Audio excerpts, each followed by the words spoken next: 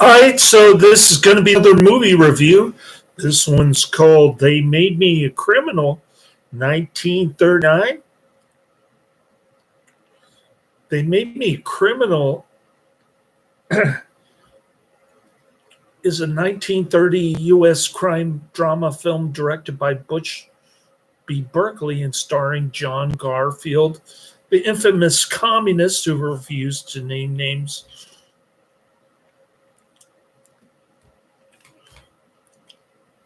To Joe McCarthy.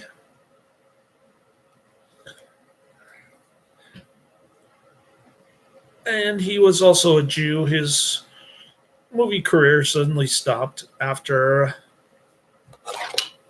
he refused to cooperate with the anti-communists in Congress, namely Joe McCarthy and others. The Un-American Activities Committee, which included Richard Nixon at the time. He refused to cooperate. He was a Jew and a communist. He wasn't going to rat any of his pals out. So his career suffered as a result. Of course, he was in The Postman Always Rings Twice with Lana Turner. I think he's been in some other ones that I can't think of off the top of my head. There's also Claude Rains, who's an Angel on My Shoulder.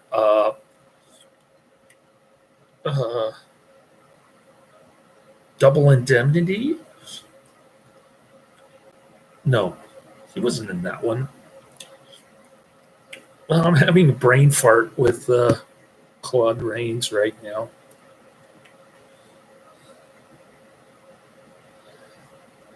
And The Dead End Kids. It is a remake. It's in glorious black and white, of course. It's a remake of the film The Life of Jimmy Dolan, 1933. The film was later featured in an episode of Cinema Insomnia. Portions of the film were shot in Coachella Valley, California.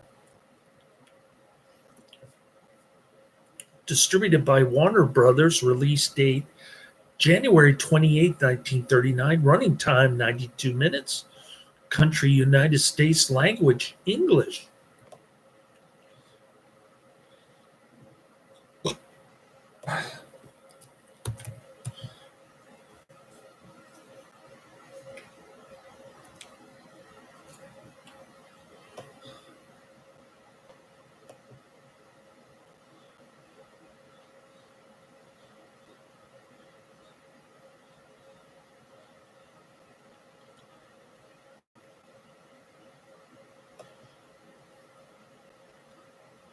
Johnny Bradfield is a southpaw world champion boxer, falsely accused of murder after his manager strikes and accidentally kills a reporter who plans to report on Bradfield's confession that he's not really a teetotaler devoted to his mother, but a drinker and high liver.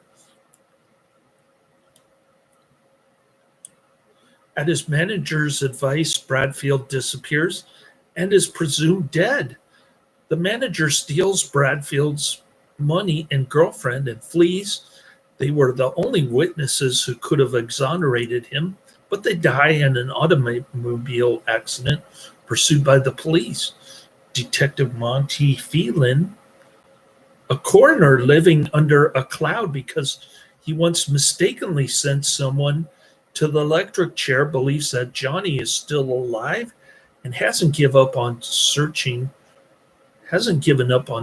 for him. Johnny, meanwhile, is hiding out on the feisty Grandma Rafferty's farm in Arizona. There he meets with some juvenile delinquents who are under the guardianship of Tommy's sister, Peggy. Johnny, using the fake name of Jack Dorney, takes Tommy under his wing and encourages him to go into business for himself by buying a gas pump for the farm. He helps the kids raise money by returning to the boxing ring for a match against an up-and-coming boxer. Johnny sees Phelan arriving at the fight and he decides not to fight, disappointing the kids and Peggy. However, his determination to help the kids overcomes him, and he decides to fight. He tries to hide who he really is by not using his trademark stance in the ring, but not being a good right-handed fighter. He is on the verge of losing because of this. Johnny reveals who he really is, but he still is defeated in the fifth round, though earning thousands of dollars to help Tommy buy the gas pump.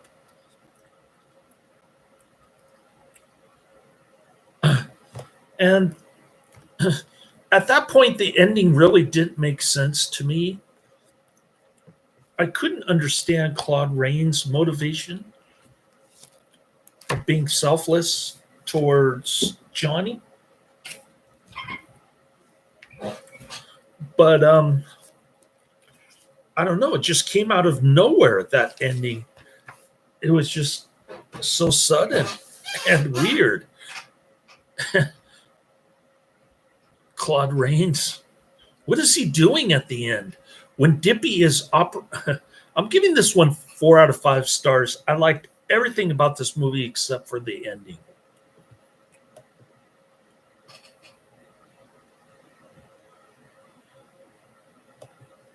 When Dippy is operating the shower controls for Jack, who is showering, he serenades him with the song By a Waterfall, which was a hit song from the director's earlier film, Footlight Parade, which I have not seen.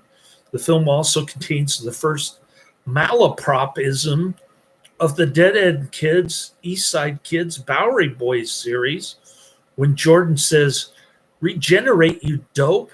When Hall used the word degenerate, malapropisms became a staple of these films, with Gorcey using them on a regular basis throughout the series. As this film is in the public domain, there have been several DVD releases from a variety of companies over the years. The Alpha Video DVD was released on July 30th, 2002. That would be a good collector's item. The Alpha Video DVD. I watched it for free streaming on Cult Cinema Classics YouTube channel. Oh, and I just found 2 rooms available 3 blocks away from me. The owner is a 60-year-old Chinese lady. Can't wait to meet her. I got her email address just by doing Google query. But when I bang on the door or ring the doorbell, which doesn't seem to be working, all I hear is a dog yapping, and there's nobody answering the door. I guess I'll try again tomorrow morning when I drive my son up here. I'll keep banging on that door until I get an answer. They Made Me a Criminal, 1938, 1 hour, 32 minutes. It gets a 6.8 out of 10 on IMDb, 2,700 ratings. A champion boxer on the lam, believed to have committed murder while drunk, takes refuge, and he finds redemption at an Arizona farm for delinquent youths.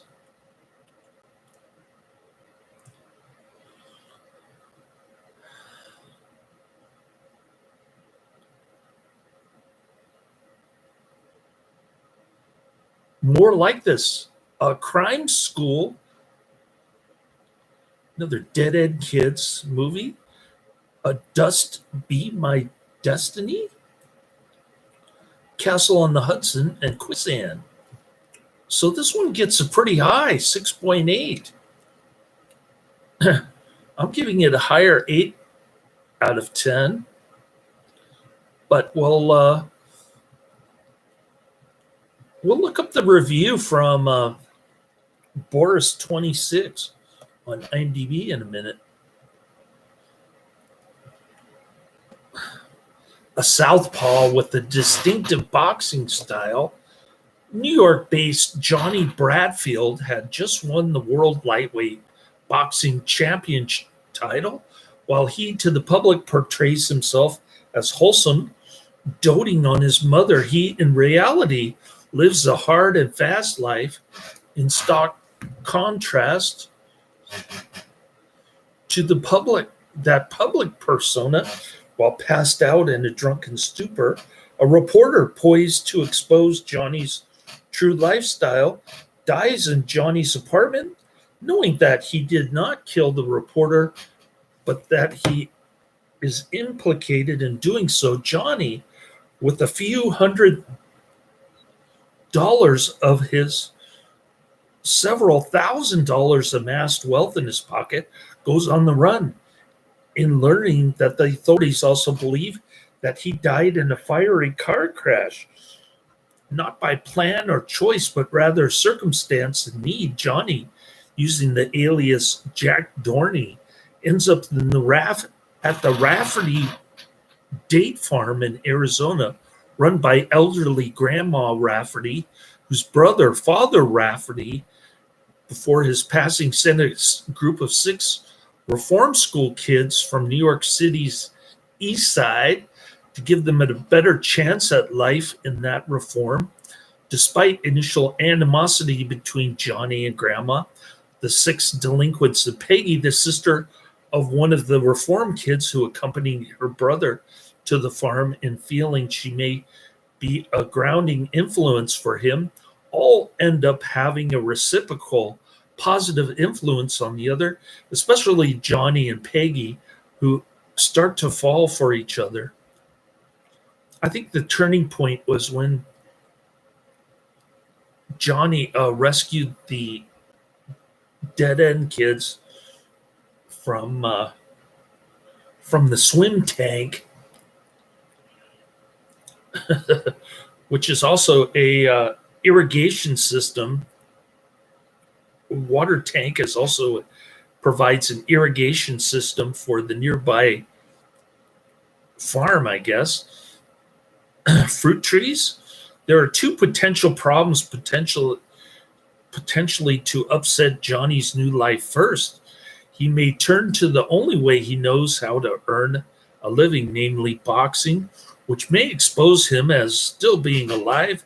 Second, NYPD detective Monty Phelan, whose career took a nosedive 10 years prior in a grave error of judgment, believes Johnny is indeed alive and will do anything to prove his case in needing to restore some legitimacy to his career.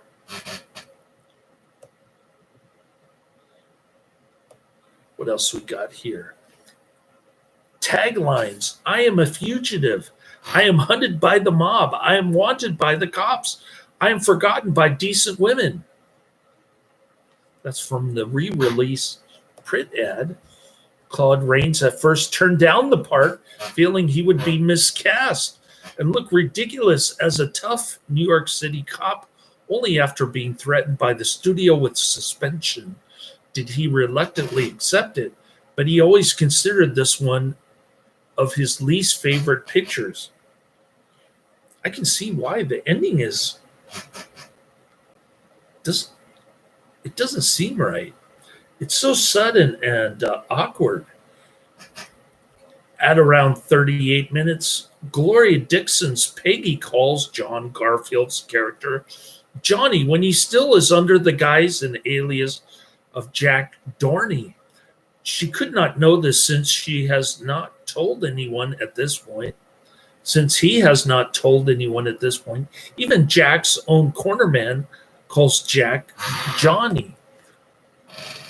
Quotes from J. Douglas Williamson, "You think you're smart, don't you?"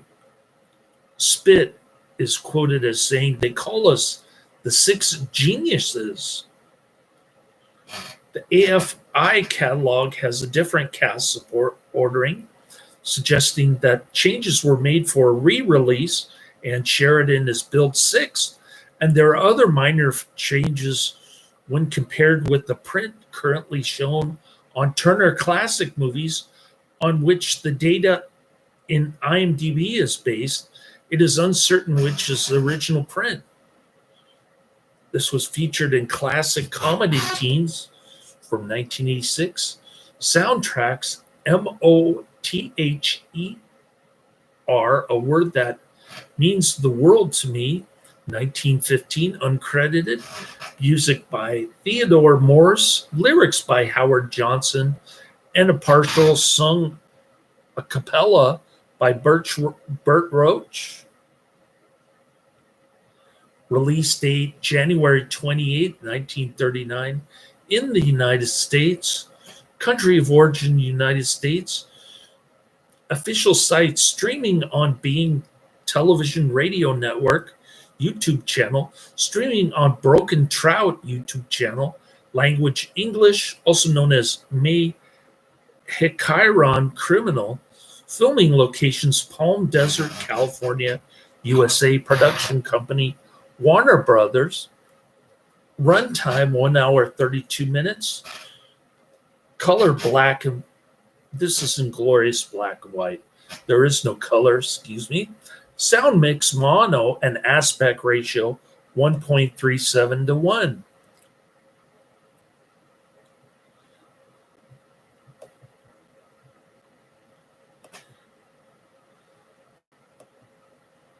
Now let's go back to the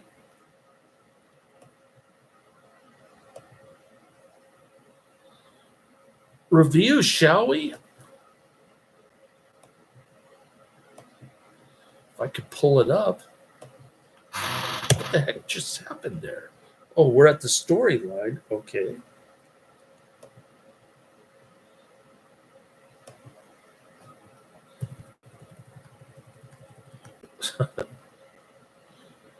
Well, that was weird. All right.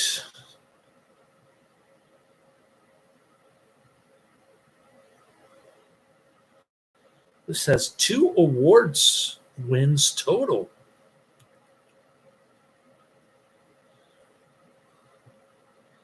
Okay, here we are.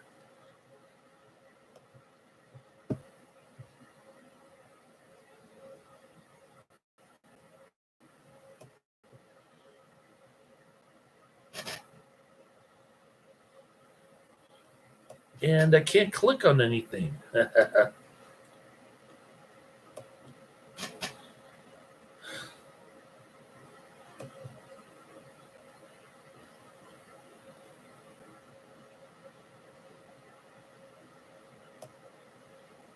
Well, that's strange.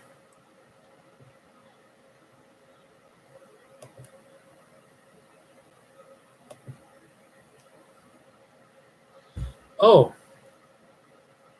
here we go. No, that's not it.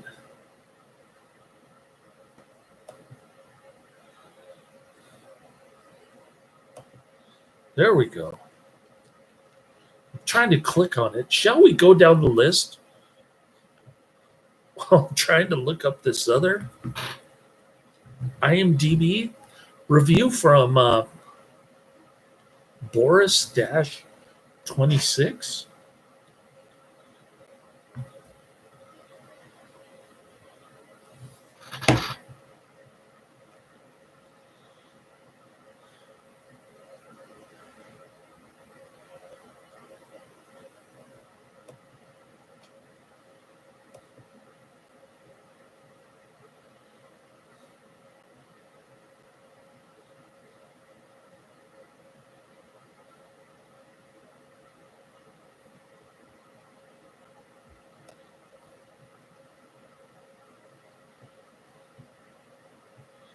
All right, here it is. Boris-26, January 19th, 1999.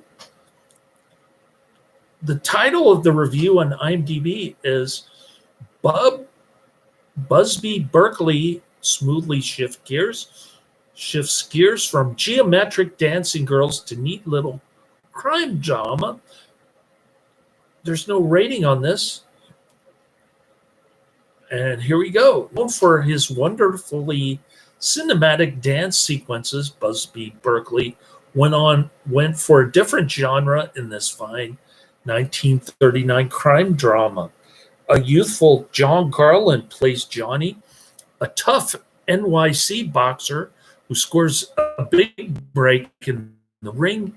He attends a drunken private party where a news reporter is murdered. The killer himself dies in a flaming auto wreck, but not before he successfully shifts the blame to Johnny.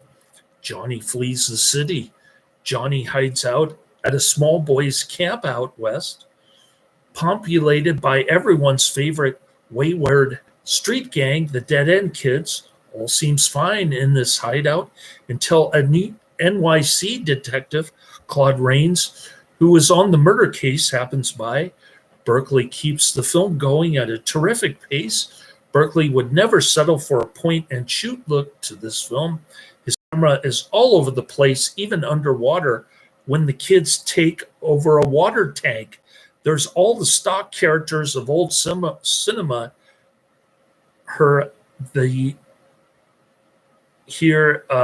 nice girl who softens Garfield's heart, the spry old granny, the tough New York City cops and reporters. Fun movie. I'll agree with that. I thought it was a fun movie.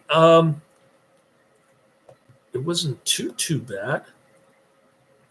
I just didn't understand the ending at all. None of it made any sense.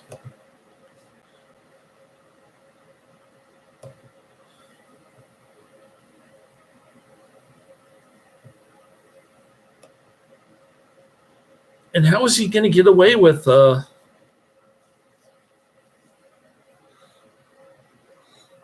being a dead person? I don't know. Ending left a lot of unresolved things. It's kind of frustrating. Okay, first on my list is Never Back Down, No Surrender, 2016, which I'll try to get to on Monday. I finally found a house with 2 rooms, not only for me, but for my friend in Santa Rosa. And I kept banging it and ringing the doorbell, which doesn't work. It's 3 blocks down from here. A 63-year-old Chinese woman. Her neighbor's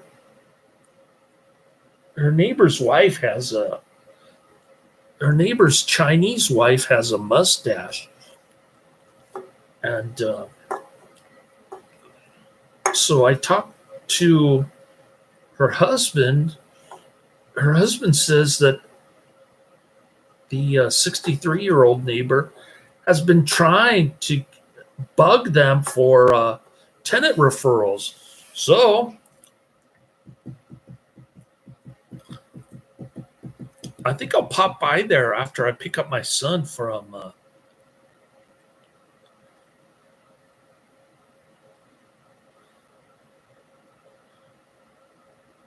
San Mateo.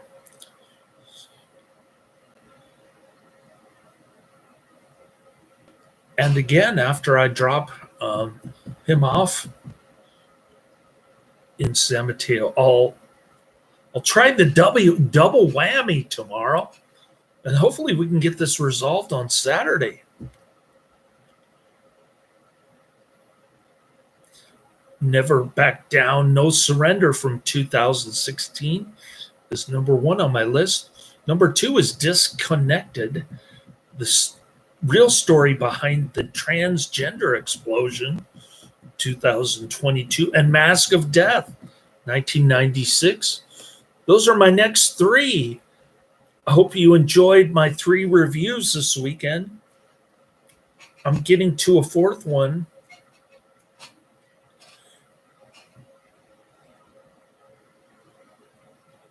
on Monday, namely Never Back Down, No Surrender with Michael J. White. So that should be fun. And